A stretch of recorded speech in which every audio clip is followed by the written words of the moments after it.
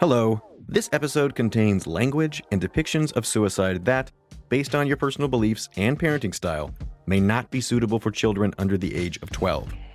Bearing that in mind, as you ready your ears to participate in the story, I thank you for being here.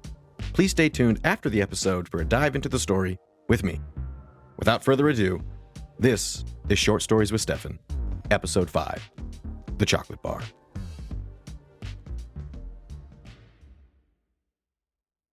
When Sally woke up, it was not with the intention to die. I would argue that most people don't wake up with any such intention. However, timing is the one thing death cares little about. As she got into her red sports car, she sat her coffee in the center cup holder, then swept her dress up into the car. Being a fashion designer was her passion, and dressing and her passion was half the fun. With the music blaring, she sped off to work. She drove as one would expect a red sports car to drive on a highway. Reckless. She swerved in and out of traffic, nearly causing 3 collisions, but paying them no mind as she bobbed her head to the music blasting from her speaker. She arrived at her assigned front spot with ease and then walked into the building. As usual, she ignored the front desk when they said good morning and then walked into the elevator, still tapping her hand on her thigh to the beat of the music from her car. She rode the elevator to the top floor. Her office was more like a suite, but she liked her space. Her employees were a floor below her, and often took the stairs to get information to her for fear of the elevator taking too long. Her employees knew they were expendable, and this belief had been reinforced when their fellows had made any sort of error. There was no space for mistakes, and Sally lacked empathy when it came to delays. Her assistant, Jenny, brought her morning coffee. It was a bone-dry cappuccino with 3 shakes of cinnamon and a shot of whole milk, and Jenny tried to hide her racing heart. She was working extra hard to hold back the sweat that wanted to appear from her armpits, forehead, and hands. She said with a smile, "Good morning, Sally. Having a good day thus far?" "My mornings are perfect before I get here," she spit back. Then grabbing her coffee without so much as a thank you, she turned back and sat at her giant glass desk. "Jenny, go tell Carlos to bring me his sketches for the mid-fall line, and if he doesn't have them done by now, then tell him he's fired. I'll either expect him to be here in the next 5 minutes or packed up and gone in the next 10. Thank you." Then with that, a simple wave of the hand, Jenny turned and, holding the anxiety in, walked towards the elevator. Once the doors closed, she was safely out of reach. She allowed herself to tremble. Walking towards Carlos sitting at his desk, she was trying hard to mask her terror. She was steps away from him when he answered his phone. She waited while he spoke. "Hey, baby girl, are you excited for your first day?" "Yes, of course." "Good. Miss Ginger is really fun, I promise. Just tell her your dad said you could wear it the first day." "I love you, sweetie." "Okay. Bye-bye." He hung up the phone and looked up at Jenny. "Hey, Jenny, good morning. I see you've already survived your first encounter with the beast." "Yeah.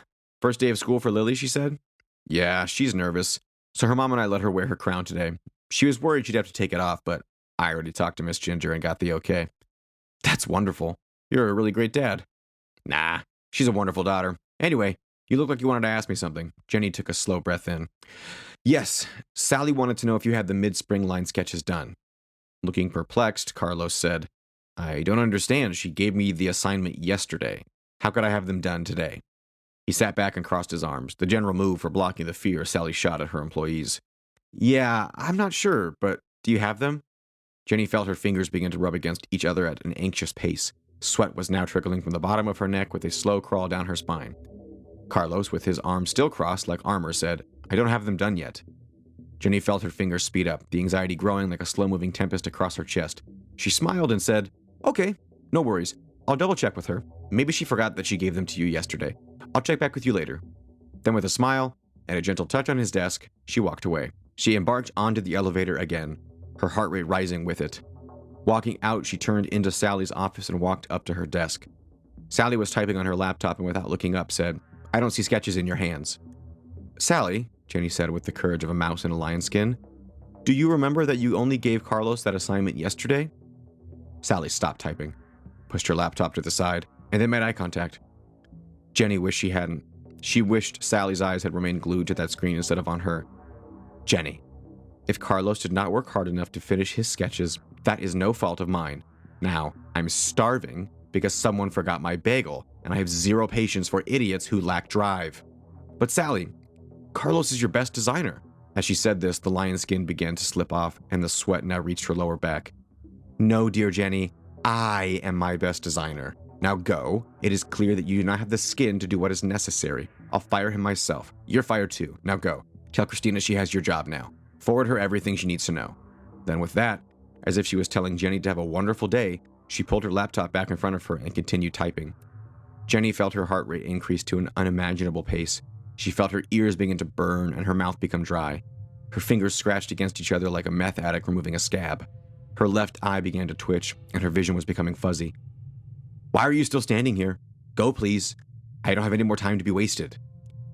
A switch flipped in the innermost regions of Jenny's mind. She had worked 60 hours a week for the past year. She had been screamed at, called horrible names, and walked all over. She dreamed of becoming a fashion designer since she was 5, and had got the highest internships and grades possible her whole life.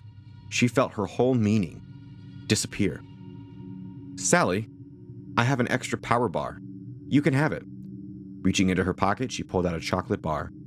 She set it on Sally's desk, and Sally pulled it in, opened it up, ate it, and waved her away.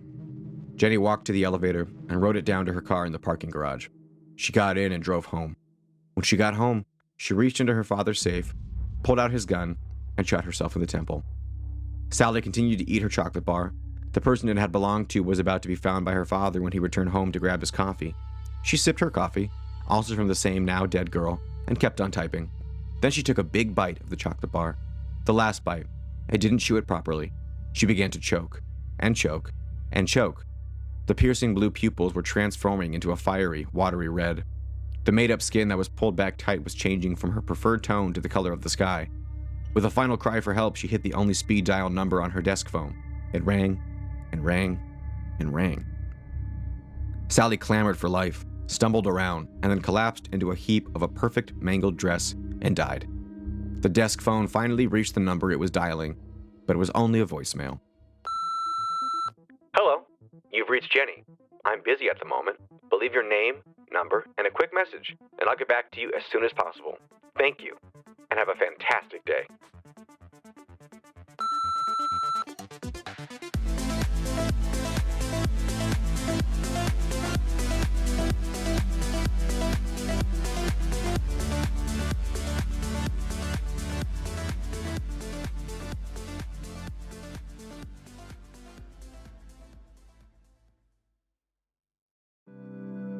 Hey everybody, and welcome to After the Story with me, the chocolate bar. Oof, what a diabolical story. Obviously, for me, it's obvious to me, it's impossible to write any sort of serious or satirical fashion short story, a reference to fashion without, of course, thinking of The Devil Wears Prada. Just such an iconic movie that lives rent-free in my brain all the time, as I'm sure it does a lot of people. So it's hard not to imagine the kind of Meryl Streep, heartless character. The problem is that Meryl Streep's character was actually much more fleshed out and interesting, whereas this character is kind of one-dimensional and kind of rude and terrible. And that's kind of what that's the irony of the story, is somebody so terrible still gets their just rewards because they put down somebody who was below them. We see the assistant get so nervous and so stressed, and that's kind of a little too real for a lot of people when it comes to internships or coming up. I, for one, feel this constant pressure of being in, quote unquote, the industry. Whatever the quote unquote industry is. It could be, when it comes to theater, or in this case, podcasts, movies, plays. I guess I was redundant when I said theaters and plays. Yeah, you get it. The point is, there's this expectation that as you're starting out, you'll just take your lumps and eat shit and work for free, basically. And that just seems really ass backwards to me, because if you want the next generation to be better, you should treat them better. And if you have somebody who is your subordinate, you should treat them with respect, because you want to be able to trust them, to rely on them, to lean on them. And in this story, we see somebody who's so unequivocally selfish, and her selfishness seems to her like armor, and in reality, it becomes a sword that she falls on. The other really dark thing about the story is the reference to her taking her own life.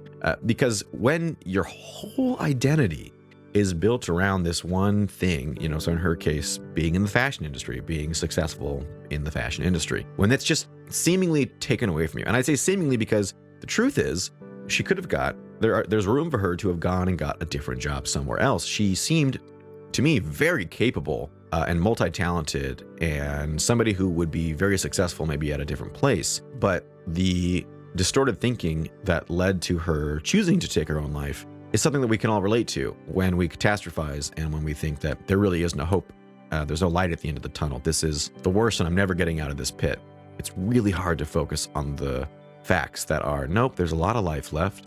Nope, I'm still capable and able to do the things that I love, and this is a setback, not my destiny. So but it is hard to kind of let those thoughts come in when you feel like the world you've built is crumbling around you, because after all, we're meaning-making machines. So when the thing we believe we made the most meaning with, so in this story's case, I'm working at this particular fashion agency, when the meaning is ripped from us, all of a sudden we feel like we have to work really hard to reestablish meaning elsewhere. And if we don't immediately find solace in the fact that we will find meaning elsewhere, it's so easy to slip into despair and distorted thinking and catastrophizing and depression. And as you saw at the end of the story, which could lead to a choice that is irrevocable. And it's tough. It's tough to read some of these stories.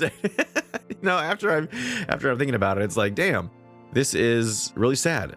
And I hope that the story kind of acts as a warning to really anybody who, one, is putting all their eggs into one meaning basket. Spread that meaning around. You're a multifaceted human being who is capable of having multiple different meaningful sources of meaning throughout your entire life. You're never required to just pick one. And two, to people who are in positions of power who kind of see the intern or the up-and-coming person as expendable and not very important. That's the next generation that you're treating that way. That's the next generation that is going to either honor or ignore and diminish your legacy. So really, we should be pouring the best parts of ourselves into these up-and-coming interns, into these up-and-coming people who are starting out in whatever industry it may be. It seems like there's this kind of cliche where if like, oh, I'm in the entertainment business, you got to eat shit for a few years and work for free and like be a PA and all this stuff. Those are just rules that somebody decided to say were one way to break into the industry. In reality, the truth is there are literally countless ways. There are so many different ways to break into these different industries. Whatever it is that you're trying to break into, there are so many different avenues. There's never just one way, one road to success. We're creative individuals. We create different ways to solve problems. That's one of the greatest strengths of our species. We are people who can look at a problem and go, okay, well, that's one way, but here are 4 other ways I can get to that same goal. So, bet you didn't think all that was coming out of the chocolate bar. But it is. And I hope that you enjoyed the story. And as always, thank you so much for tuning in to Short Stories with Stefan. And I'll see you next time. Bye-bye.